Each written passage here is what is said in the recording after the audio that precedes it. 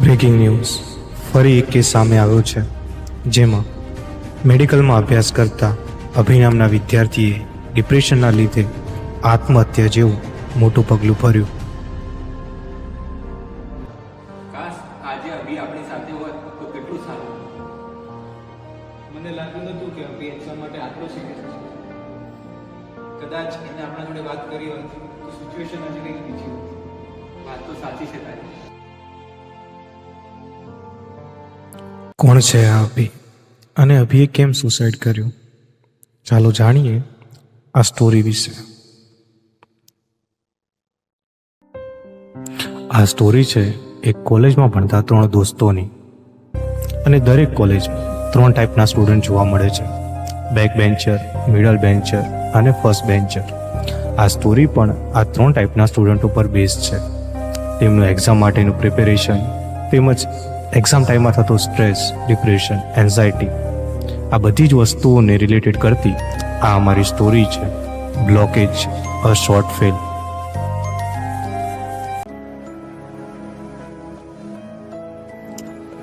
આ છે આપણી સ્ટોરીનો સ્ટુડન્ટ નંબર 1, એટલે કે અભી, ફર્સ્ટ બેન્ચર.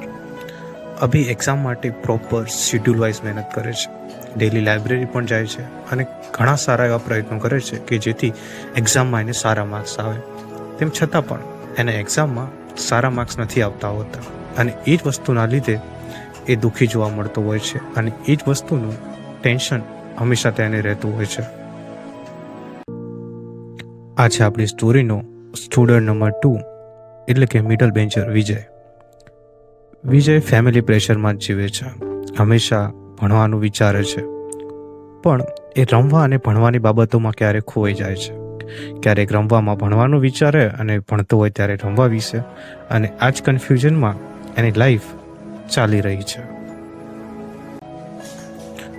આ છે આપણી સ્ટોરીનું સ્ટુડન્ટ નંબર 3, એટલે કે અમિત, બેક બેન્ચર.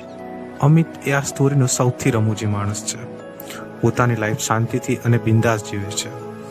એક્ઝામના 1 મંથ પહેલાં બુક ખોલે છે અને વાંચવાનું સ્ટાર્ટ કરવાનું અને ફોકસ રાખીને વાંચી પણ લેવાનું અને એન્ડિંગમાં પાસ પણ થઈ જવાનું. બાકી પોતાની લાઈફ બિંદાસ અને સ્ટ્રેસ ફ્રી જીવવાની.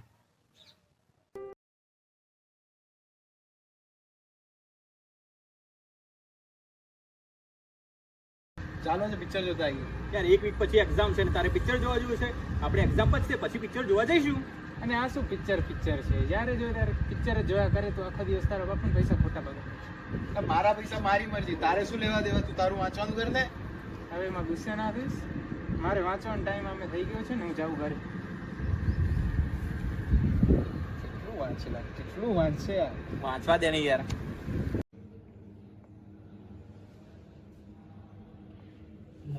પેલો અમિત કેટલું રખડે છે તો પણ એ પાસ થઈ જાય છે, અને હું કેટલું વાંચું છું તો પણ અમને સેમ જ માર્ક્સ આવે છે. આ વખતે તો મારે એનાથી પણ વધારે વાંચીને સારા માર્ક્સ લાવવાના છે. યાર એક્ઝામ આવી ગઈ છે અને ટેન્શન જોરદાર થઈ રહ્યું છે. સાલું શું કરું? ફેલ થઈ જઈશ તો ઘરે બધા બોલશે, એના કરતાં તો હું મરી જાઉં.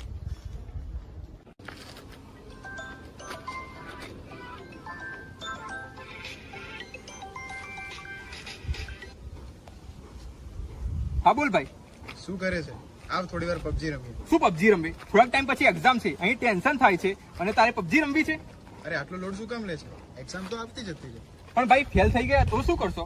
અરે પહેલાથી જ નેગેટિવ શું કામ વિચારે છે? પાસ ફેલ તો લાઈફનો પાર્ટ છે. તું તારી મહેનત ચાલુ રાખ, રિઝલ્ટ તો બેસ્ટ જ આવશે. મને તો ભાઈ એ સમજાતું નથી તું કે એક્ઝામના ટાઈમે તો આટલો રિલેક્સ કેવી રીતે રહી શકે છે? જો મને એક વસ્તુની ખબર છે કે તું જેટલું ટેન્શન લઈને વાંચશે એટલું તારું રિઝલ્ટ ડાઉન જશે, અને જેટલું ટેન્શન ફ્રી થઈને વાંચશે એટલું રિઝલ્ટ અપ જશે. વાત તો સાચી છે તારી ભાઈ. તારી જોડે વાત કરીને મને થોડું રિલેક્સ ફીલ થઈ ગયું. થેન્ક યુ ભાઈ. અરે આમાં થેન્ક યુ કંઈ ના હોય. પેલા અભિને એડ કર તું કોન્ફરન્સમાં. એડ કરું છું ભાઈ.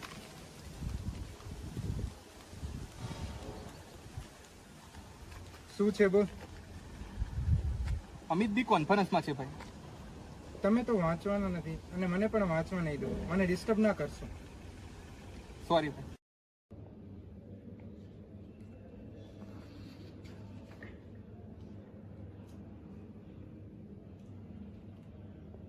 ઓહો, આજે તો 2 વાગી ગયા. હવે મારે સુઈ જવું જોઈએ.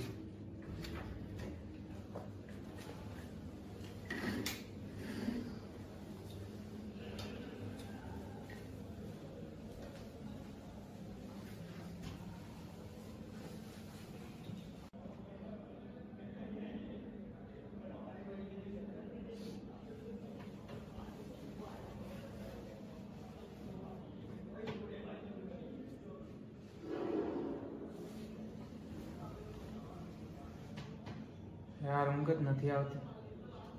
કામ કરું, હું પાછો વાંચવા બેસી જાઉં. અહીં દિવસે દિવસે અભયનું ટેન્શન વધતું જાય છે, જેના લીધે તેની ઊંઘ પણ હવે પૂરી થતી નથી.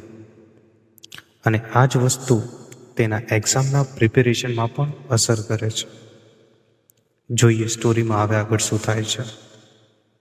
અમિત, એક્ઝામ આવે છે, ઘણું જ ટેન્શન થાય છે. મારે ઘરે બી કશું વંચાતું નથી, તો કરું શું? અરે ટેન્શનની ક્યાં વાત જ છે. એવું હોય તો તું મારી જોડે આવી જા, આપણે બંને ભેગા વાંચીશું. સારું ભાઈ. આ અભી ક્યાં ફરે છે, દેખાતું નથી. મારા બી કોલ રિસીવ કરતો નથી. યાર અમિત, કાલે ત્રીજા નંબરનો ક્વેશ્ચન થઈ ગયો? હા, હું તો ચોથા ઉપર આવી ગયો. ભાઈ મારે બી ક્વેશ્ચન થવા આવ્યો છે, 5 મિનિટમાં પતી જશે એવું લાગે છે.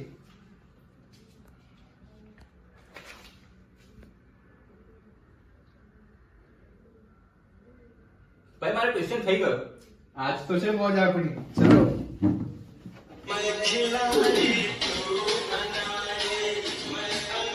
શું છે આ બધું? બંધ કરી યાર, ભણવા દે થોડીક વાર. શું થયું? ક્વેશ્ચન પતે છે, સિલેબસ થોડો કરતો છે. અરે 2 કલાકથી આપણે વાંચીએ છીએ, હવે તો થોડો બ્રેક લે. વાત તો સાચી છે તારી. આ લે વિજય, સોડા પી. મગજ ઠંડુ કર.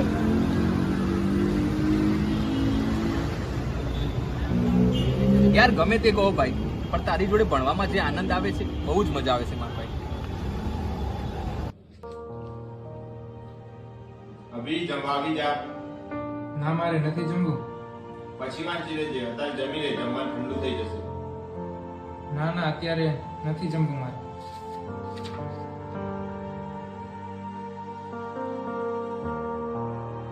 યાર બહુ ટેન્શન થાય છે. થિયરી પેપર તો સારા ગયા હતા, પણ પ્રેક્ટિકલમાં બહુ બીક લાગે છે, અને એમાંય ખાસ કરીને તો વાયવાનું. અરે વાયવાની ટેન્શન લેવાની હોય, જે પણ આવડે કોન્ફિડન્ટલી સર સામે બોલી દેવાનું. અરે અભી કેમ છે, કેવી છે તૈયારી?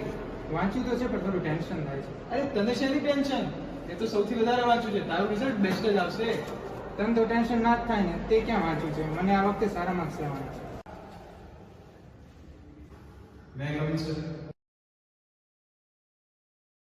અમિત, મારો વાયવા આજે ખૂબ જ સરસ ગયો, અને મને મોટાભાગના બધા જ ક્વેશ્ચન આવડી ગયા. મારો પણ વાયવા સારો જ ગયો. અભી તારું કેવો ગયો? મેં બધું કર્યું તો હતું, પણ મને યાર બેઝિક્સ પૂછી લીધા બધા.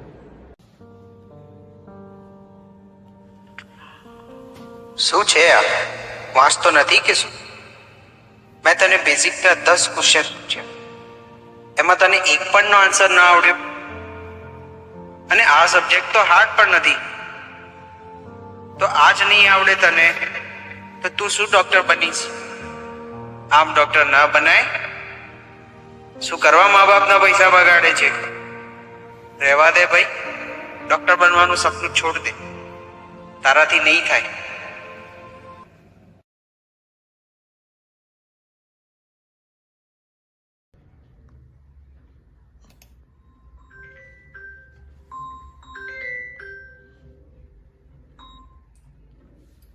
હેલો.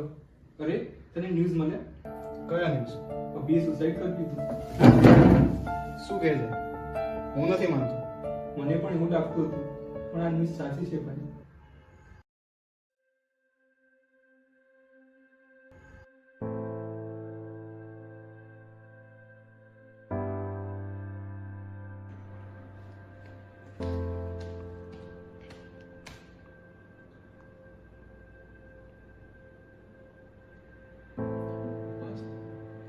મારું બી રિઝલ્ટ ચેક કરી.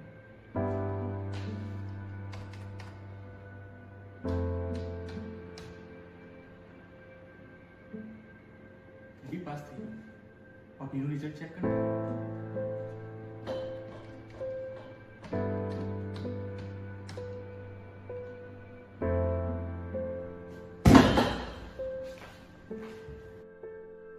આજે રિઝલ્ટ ડિક્લેર થાય છે. વિજય અને અમિત એ રિઝલ્ટ ચેક કરે છે. તે બંને એક્ઝામમાં પાસ થઈ જાય છે. તે અભિનું રિઝલ્ટ પણ ચેક કરે છે. અભિ પણ એક્ઝામમાં પાસ હોય છે.